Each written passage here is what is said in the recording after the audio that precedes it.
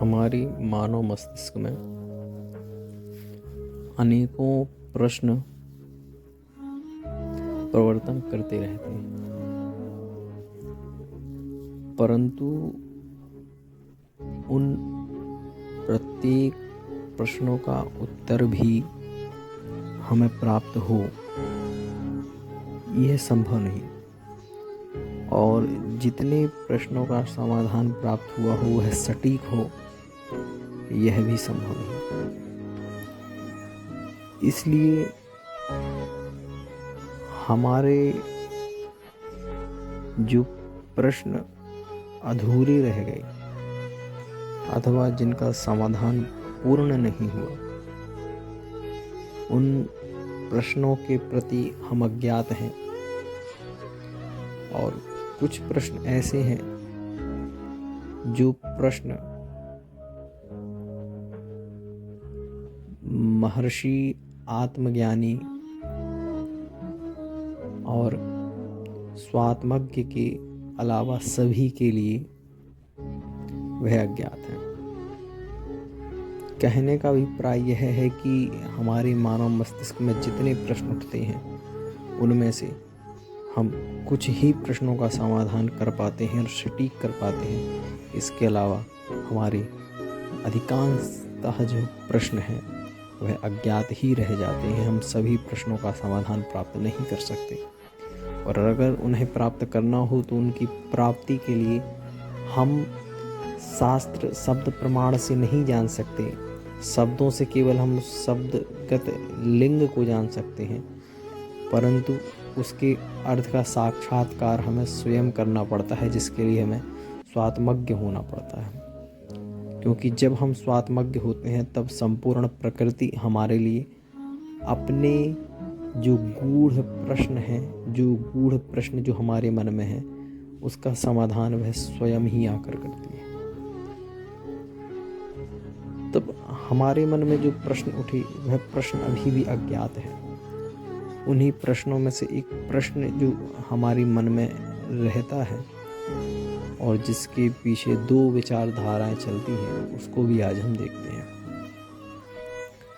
एक प्रसंग यह है कि अगर मैं किसी अमीर के घर में मेरा जन्म हुआ अथवा किसी व्यक्ति का जन्म किसी गरीब के घर में हुआ, तो लोगों का कहना है कि इस व्यक्ति का जन्म गरीब परिवार में इसलिए हुआ क्योंकि इसके कर्म का उदय है, और जिसका अमीर परिवार में जन्म हुआ उसके ऐसे कर्म का उदय है कि उसको अमीर घर में जन्म लेना पड़ा। तब कर्म की सत्ता ऐसे हम किसी भी अपेक्षा से लगाएं कि मैं चल रहा हूँ और मैं स्वतंत्र रूप से और बिना किसी समस्या के मार्ग को पार कर गया, मुझे किसी प्रकार की चोट नहीं आई। वहीं कोई दूसरा व्यक्ति जा रहा है, उसको किसी भी प्रकार से चोट आ गई, तो लोग कहते हैं कि इस व्यक्ति के इस प्रकार के कर्म का उदय है, तो कर्म के कारण ऐसा हुआ, और जो आसानी से पार कर गया उसके इस प्रकार के कर्म का उदय है। अब सबसे बड़ा प्रश्न यह उठता है कि कर्म की सत्ता को स्वीकार करें अथवा ना करें। यह भी एक ऐसा प्रश्न है जिसका समाधान, ये प्रसंग इसीलिए बता रहा हूँ क्योंकि यह प्रश्न ऐसा है जिसका समाधान अज्ञात ही है और अज्ञात ही रहेगा। इसका समाधान भी हो तो सटीक नहीं होगा, और समाधान वही होगा तभी होगा जब वह स्वात्मज्ञ होगा। इसके अलावा कोई भी शास्त्र इसका समाधान नहीं कर सकते, क्योंकि शास्त्र जो भी समाधान करेगा वो किसी अन्य के तर्कों से बाधित हो जाएगा। न्याय की बातें जो होंगी वह बौद्धों से बाधित हो जाएंगी, बौद्धों की जो बातें होंगी वो जैन दर्शन के आचार्यों से बाधित हो जाएगी, जैन दर्शन की जो बातें होंगी वेदांत से बाधित हो जाएंगी। तो अब यही प्रसंग मैं आपके सामने रख रहा हूँ कि अब कर्म की सत्ता को स्वीकार करें अथवा ना करें, तो इसमें कुछ विचारधाराएं हैं। अब सबसे पहले हम ये देखें कि एक विचारधारा ऐसी है जो कर्म की सत्ता को मानती ही नहीं कि कर्म होते हैं। एक दूसरा पक्ष है जहाँ संपूर्ण भारतीय दर्शन खड़ा हुआ है। यानी यहाँ पे केवल दो ही विचारधाराएं हैं। एक तो वह विचारधारा है जो कर्म की सत्ता को मानती है, जहाँ पर पूरे 99 दर्शनाचार्य खड़े हुए हैं जिस मत में, और एक मत ऐसा है जो कहता है जो कर्म की सत्ता को नहीं मानता, वो अलग खड़ा हुआ है। तो ये दो विचारधाराएं हैं। अब आप सोचेंगे ऐसी कौन सी विचारधारा है जो कर्म को नहीं मानती। अगर हम इस पर थोड़ा विशेष दृष्टिपात करें तो हम पाते हैं कि चार्वाक दर्शन एक ऐसा दर्शन है जो कर्म की उस सत्ता को नहीं मानता जिसे हम मानते हैं। मैं यहाँ से जा रहा हूँ, मेरे पैर में चोट लगी। अब जो अन्य दर्शन, अब इसके अलावा सभी दर्शन वाले, कोई भी दर्शन वाले हों, सभी ने कर्म की सत्ता को माना है। किस प्रकार से माना है वो हम आगे देखेंगे। पहले हम इसको देखते हैं, कर्म की सत्ता को तो माना है। तो सभी दर्शनकारों ने इसको, चाहे हम न्याय दर्शन देखें तो उसमें भी हम, जैसे अगर हम सांख्यों की बात करें तो वहाँ भी संस्कार आदि की बात की जाती है। अथवा इसमें हम ऐसा भी देख सकते हैं कि उसको इस प्रकार से अहम हो गया पुरुष को कि वह प्रकृति को देखकर उसके प्रति चलायमान हो जाता है।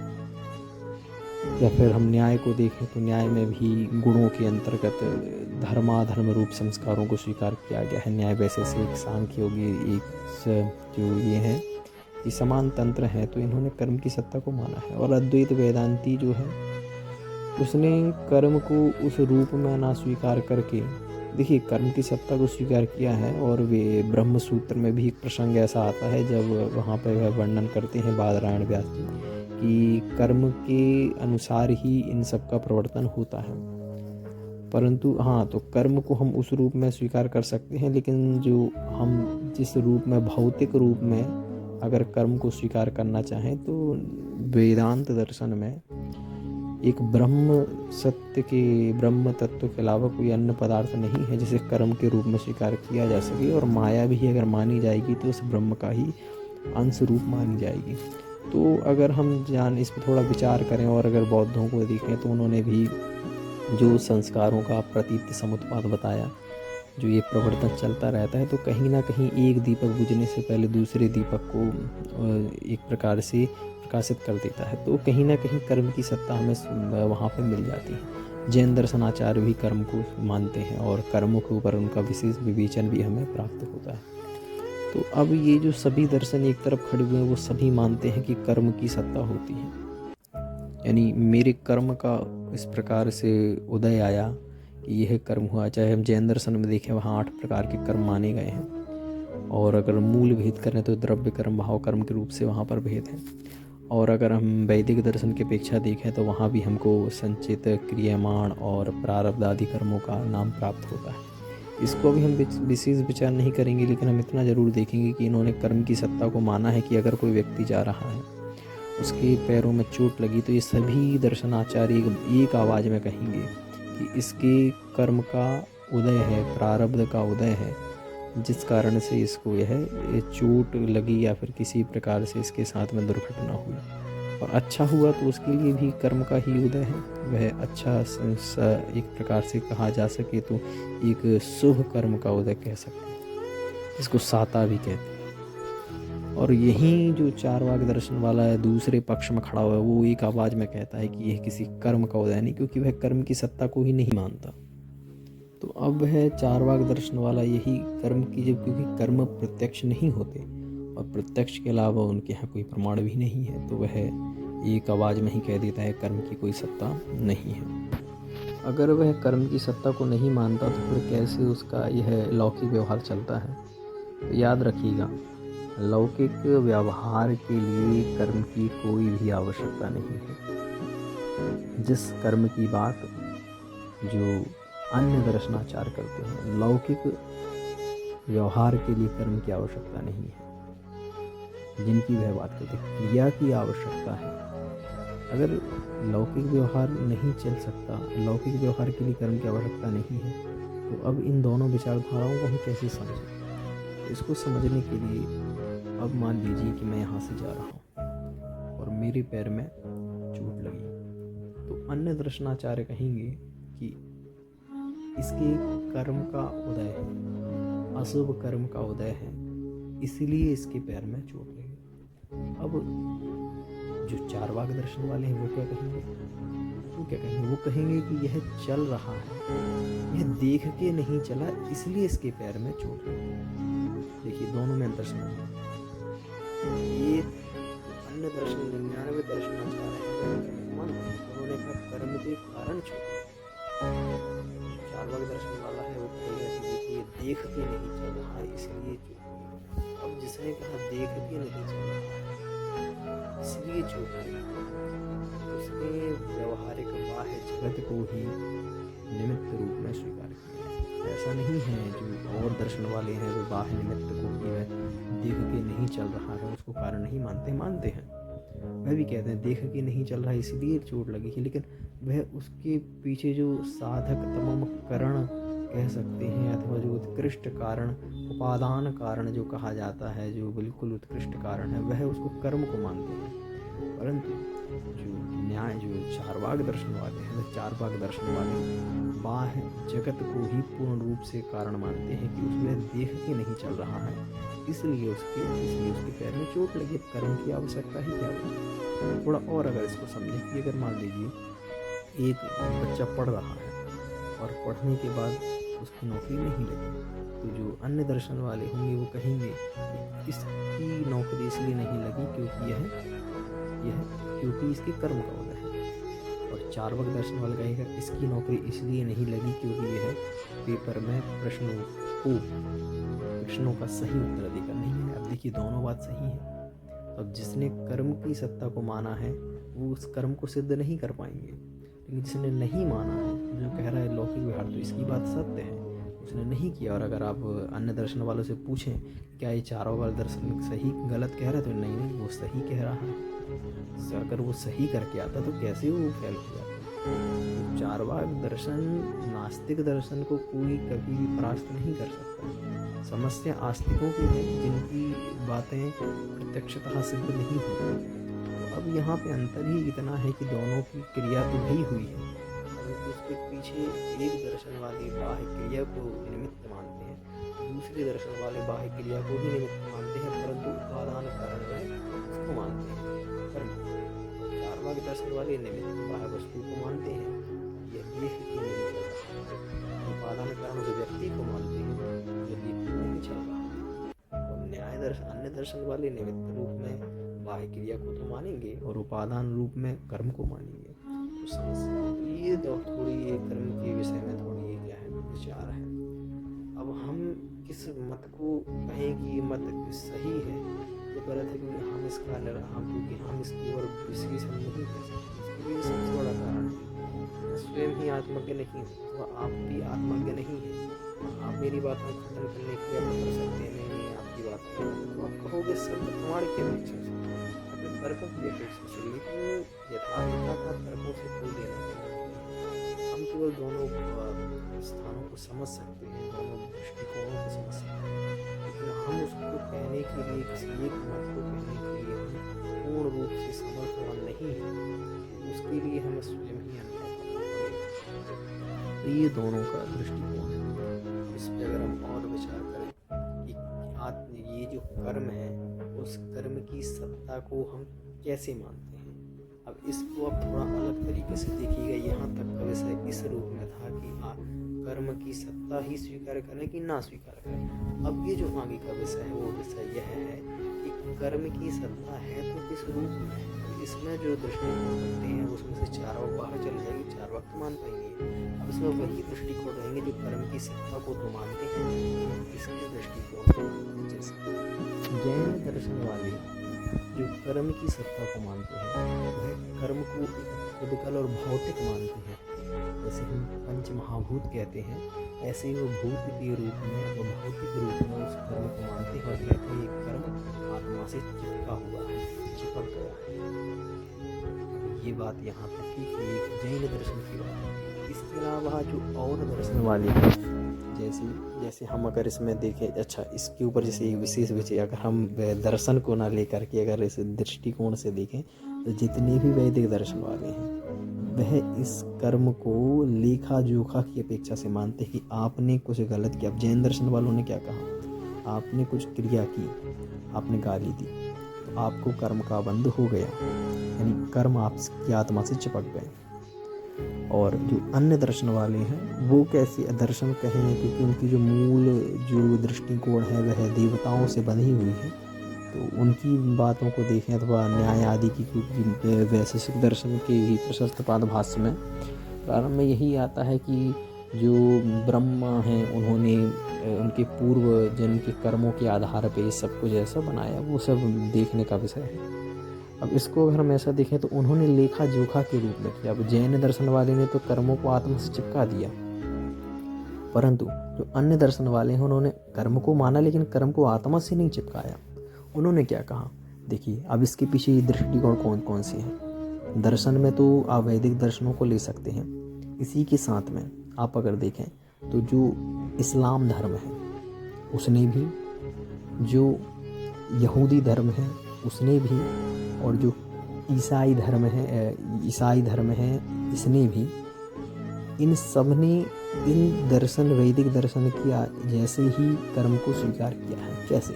और आपने कर्म किया, अब वो कर्म को आत्मा से नहीं चिपकाते तो क्या करते हैं, वो करते हैं आपने कर्म किया, आपने गाली दी, तो जैन दर्शन वाले कर्म को आत्मा से चिपका देंगे। ये जो दर्शन वाले हैं, चाहे ये वैदिक दर्शन हो अथवा हिंदू परंपरा हो अथवा इसके अलावा जो इस्लाम, ईसाई और यहूदी हो, इन सब के अनुसार वह जो आपने गलत कर्म किया, जो आपने गाली दी, वह ईश्वर लिख लेता है अथवा वह लेखा जोखा होता है, और उस लेखा जोखा के अनुसार ही वह आपको किसी भी योनि में भटकाता है, अथवा आपको किसी भी प्रकार से, आपने मान लीजिए आज गाली दी, ईश्वर लिख लेगा। अब कल के दिन जब आपको भी कोई गाली देगा तो यह आपके लेखा जोखा के अनुसार ही होगा।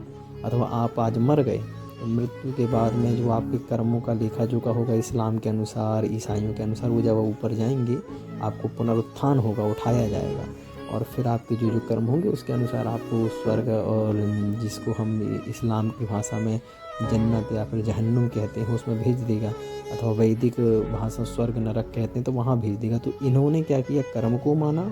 अब देखिए चार्वाक तो चला गया, उसने माना ही नहीं। अब जिन्होंने माना उसमें भी भेद है, तो ये वैदिक दर्शन, इस्लाम, ईसाई और ये जो इसके अलावा यहूदी, इन्होंने क्या कहा, कर्मों को लिख दिया, ईश्वर ने लिख लिया है और वो लेखा जोखा है उसी के अनुसार मिलेगा। और जैन दर्शन वालों ने ईश्वर को नहीं माना इस रूप में कि वह वो करता है, वो किसी प्रकार से जगत का करता है, वह जगत का रचनाकार है, अथवा वो कर्म को देता है, कर्म का इस प्रकार से फल देता है, इस रूप में नहीं माना। तो उन्होंने जिस रूप में माना तो उन्होंने कर्म को इसलिए उन्होंने कर्म को आत्मा से चिपका दी कि भाई तुम्हारी आत्मा से चिपका तो कल तो भोगना ही पड़ेगा। लेकिन इन लोगों ने ईश्वर को सर्वदृष्टा के रूप में स्वीकार किया, तो उन्होंने लेखा जोखा किया। अब कल के दिन वही ईश्वर या तो ब्रह्मा हो तो वह उसका फिर लेखा जोखा करेंगे। तो ये देखिए, अब कर्मों को माना, इसमें भी भेद कर दिया कि अब वो कर्म आत्मा से चिपकते हैं कि। अब इसमें भी देखिए दोनों तरफ समस्या है। सबसे पहली बात इसमें समस्या क्या है, जैन दर्शन वालों ने जब आत्मा को, अगर आप उनसे पूछें कि आत्मा कैसी है तो कहेंगे आत्मा तो निर्गुण है, आत्मा का ना रूप है, ना रंग है, ना कुछ है। और अगर आप उनसे कर्म पूछें कर्म कैसे हैं तो कहेंगे कर्म तो पुद्गल भौतिक हैं, जैसे पृथ्वी जल तेज आदि, जैसे ये भौतिक है तो ये भौतिक है जिनका रूप रस गंध आदि होता है। तो अब आप ये देखिए कि अगर मुझे किसी मिट्टी को चिपकाना हो तो मैं किसी भौतिक पदार्थ पे ही चिपका पाऊंगा, या तो मिट्टी पे चिपकाऊंगा, दीवार पे कहीं भी मैं चिपका सकता हूँ, उससे मिला सकता हूँ। लेकिन अगर मैं आपसे कहूँ कि आप इस मिट्टी को उठाएं और आप इसको किसी ऐसी चीज़ में चिपकाएं जिसका रूप ही ना हो, आप थोड़ा विचार कीजिए। अगर मैं आपसे कहूँ आप इसको ऐसी जगह चिपकाएं जिसका कोई रूप ही ना हो, तो क्या कभी आप इस मिट्टी को, मैं कहूँ इस मिट्टी को उठाएं मुझ के चिपका दें, तो आप मेरे ऊपर तो चिपका सकते हैं, और मैं कहूँ उसके ऊपर चिपकाएं जिसका रूप ही ना हो, जो निर्गुण हो, तो अब आप उस पर नहीं चिपका सकते क्योंकि वो निर्गुण है।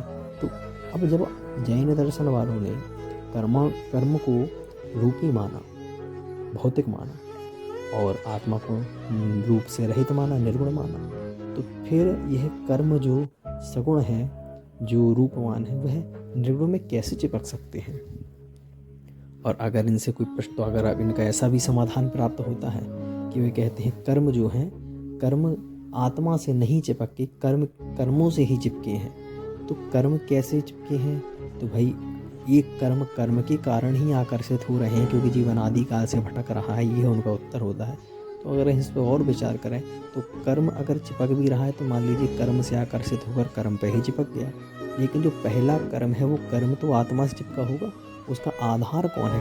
ये मान लीजिए 100 कर्म है, तो जो 100वें नंबर का कर्म है उसका आधार 99 वाला हो गया, 99 का 98, अथवा ऐसे ही तीसरे का दूसरा, दूसरे का पहला। पहले का आधार आत्मा ही होना चाहिए, तो आत्मा बनेगी कैसे? क्योंकि आत्मा निर्गुण है और जो कर्म है वह सगुण है, भौतिक है, वो पुद्गल है, तो कैसे चिपकेगा? अब ये सबसे बड़ी समस्या यही आती है कि जब कर्म इस प्रकार से भौतिक है और आत्मा रूप रहित है तो उससे कैसे चिपकेंगे? तो फिर उन्होंने तब जाके यह संप्रदाय जो है, चाहे वैदिक दर्शन हो अथवा इस्लाम, ईसाई, यहूदी धर्म हो, इन्होंने यही इस प्रकार से व्यवस्था बनाई, क्योंकि अब जीतना तो है, अब जीतना है तो कुछ ना कुछ तो निराकरण करना पड़ेगा। ये सब किताब यहीं की लिखी गई हैं, ईश्वर प्रदत्त तो है नहीं कि आप कहें कि यह जो इसके अलावा कुरान हो अथवा वेद हो, यह सब ईश्वर के द्वारा लिखी गई। ईश्वर के द्वारा लिखी जाती तो उनका खंडन ही नहीं होता। अब यह बात इन्होंने फिर बातों को ऐड किया, तब इन्होंने कहा भाई इसमें तो समस्या आ रही है कि आत्मा निर्गुण, कर्म सगुण, तो कैसे जुड़ेंगे? नहीं जुड़ सकते, तो जैन तो हार जाएंगे। तब इन्होंने सबने यही बात निकाली, तो इन्होंने कहा भाई आत्मा नहीं चिपकते, आत्मा से कर्म नहीं चिपकते हैं, यह कर्म तो जो आप करते हो ईश्वर लिख लेता है। अब ईश्वर लिख लेता है, फिर उसी अनुसार यह इस प्रकार से कर्मों को आपको देता है, आपको फल भोगना पड़ता है। तो ये फिर उन्होंने फिर इस प्रकार से निकाला कि अब कर्म जो है आत्मा से चिपक जाते हैं। आत्मा जो कर्म है वह सब ईश्वर लिख लेता है और समय समय पे उसका उसी रूप में क्या देता रहता है, फल देता रहता है। और जब न्याय आदि अथवा वैदिक दर्शन, इस्लाम, ईसाई आदि धर्म जब इस प्रकार से जैन दर्शन के विरुद्ध इस प्रकार से मंतव्य रखते हैं कि कर्म आत्मा से नहीं चिपक सकते, तब उनकी ये जो युक्ति होती है कि इसको लिखने वाला ईश्वर ऊपर बैठा हुआ है, वह ब्रह्मा है, यहोवा है, कोई भी हो, तो उसमें भी ये समस्या, जैन दर्शन में तो समस्या आ ही गई। और जब वह जैन दर्शन के विरुद्ध इस बात को बोलते हैं कि इसको लिखने वाला ईश्वर है, तो उसमें भी समस्या आती है कि अगर कोई इसको लिखने वाला है तो वह इस जगत के प्रति सर्वशक्तिमान और सभी प्रकार से अधिपति कैसे हो सकता है? अगर वह भी कर्म के अनुसार ही जगत को बनाएगा कि जैसे मेरे कर्म हैं उसी अनुसार संसार को बनाता है, तो फिर उसको सर्वशक्तिशाली, सर्वनियंता नहीं कह सकते। अगर वह इतना सर्वशक्तिशाली है तो वह स्वयं भी सब कुछ करे, लेकिन उसको भी कर्मों के अधीन रहना पड़ता है। जैसे मैंने कर्म लिखे हैं वैसे ही मैं करूँगा, तो वह भी कर्मों के अधीन ही काम कर सकता है, तो उसको सर्वशक्तिमान भी नहीं कह सकते। तो यह दोनों ही पक्षों में समस्या आती है कि अगर कर्मात्मा से चिपकते हैं तो सगुण चीज़ निर्गुण से नहीं चिपक सकती, और अगर लिखने वाला कोई ईश्वर करता है तो उसमें समस्या ये आएगी कि वह अगर करता ईश्वर है तो वह कर्मों के अनुसार ही काम करेगा, तो वह सर्वशक्तिमान की उपाधि से भी रहित हो जाएगा, तो उसको ईश्वर ईश कहना भी संभव नहीं होगा। अब ये सब बातें बताने का प्रयोजन क्या है? इसका मूल प्रयोजन यही है कि मैंने बात वहीं से प्रारंभ की थी कि अब उन्होंने तो कह दिया कि भाई ईश्वर इसको लिखने वाला है, अब ईश्वर लिख लेता है और फिर क्रमशः उनका फिर कर्म का उदय उस प्रकार से करता रहता है और वो उसको भोगेगा फिर आगे चल के, और ब्रह्मा फिर उसके कर्म के जो लिखे होंगे उसी अनुसार उसको भटकाता रहेगा। तो अब इस सबको कहने का प्रयोजन मात्र इतना ही है कि हमारे अनेकों प्रश्नों में से कुछ ही प्रश्न ऐसे होते हैं जिनका समाधान हम प्राप्त कर पाते हैं, और अधिकांशतः प्रश्न हमारे जो होते हैं उनका समाधान कभी प्राप्त नहीं होता, और जिनका समाधान आप प्राप्त कर चुके हैं वह सटीक नहीं होते।